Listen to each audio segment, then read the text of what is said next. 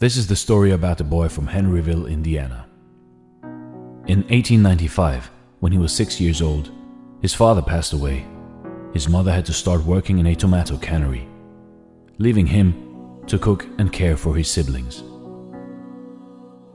Life hit him hard at a very young age, and because of the difficult situation he faced, he had to work as a farmhand at the age of 10. When he was in 6th grade, he dropped out of high school and left his home. He started working as a painter of horse carriages. When he was 16, he faked his age to enlist in the US Army.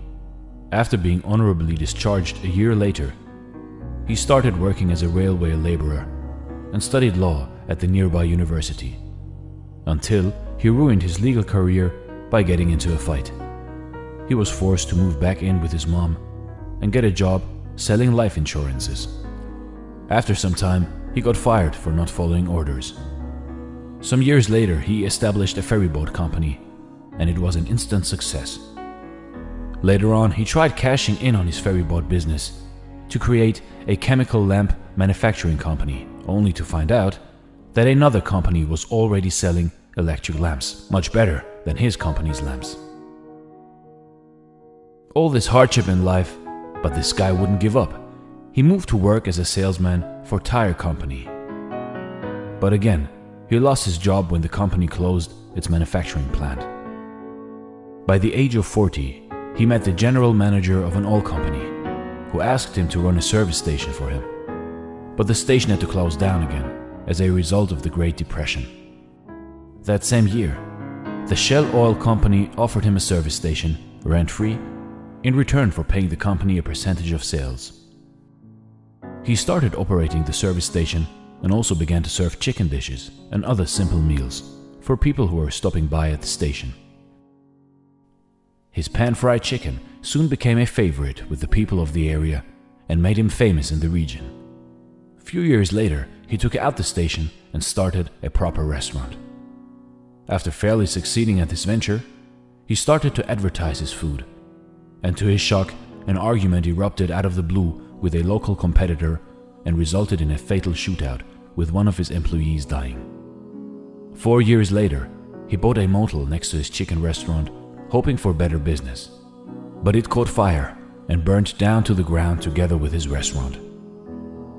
Yet this ambitious man rebuilt and ran a new motel with a 140-seat restaurant until World War II forced him to close it down again. When war had ended, he tried selling his recipes to other restaurants. His recipe was rejected 1,009 times, when finally, in 1952, he sold his secret recipe, Kentucky Fried Chicken, for the first time to the operator of one of the city's largest restaurants.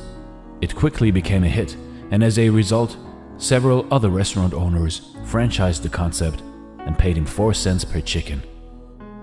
However, good times didn't last very long. His own restaurant was crippled when an interstate highway reduced customer traffic. He sold it and was left only with his savings and $105 a month from Social Security. So finally, he pursued his dream to franchise his chicken concept nationwide and traveled the US looking for suitable restaurants. He opened a new restaurant and a company headquarters in 1959. He often slept in the back of his car, he visited restaurants, offered to cook his chicken, and if the owners liked it, then he negotiated a franchise right. In 1965, at the age of 75, he was just getting started. After years of rejection, failures, misfortunes, Colonel Sanders' franchise approach became highly successful. KFC was one of the first fast food chains to expand globally, opening outlets in Canada, UK, Mexico, and Jamaica by the mid-1960s. The Colonel remained the company's symbol after selling it. He traveled over 400,000 kilometers a year, visiting KFC restaurants and delighting customers around the world. At the age of 90, Colonel Sanders passed away. At that time, there were around 6,000 KFC locations in 48 different countries. In 2018, there were 22,621 KFC restaurants worldwide.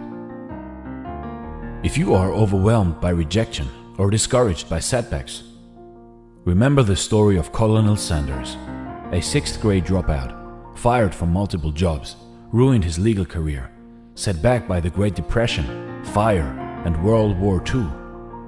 And yet, he became the world's most famous cook after reaching retirement age. Colonel Sanders, the creator of one of the largest fast food chains in the world, was many things. But above all, he was a great success story. With his story, we can learn that despite of thousands of rejections and misfortunes, how dedication, along with hard work, can create success, regardless of age. Thanks for watching, and stay blessed.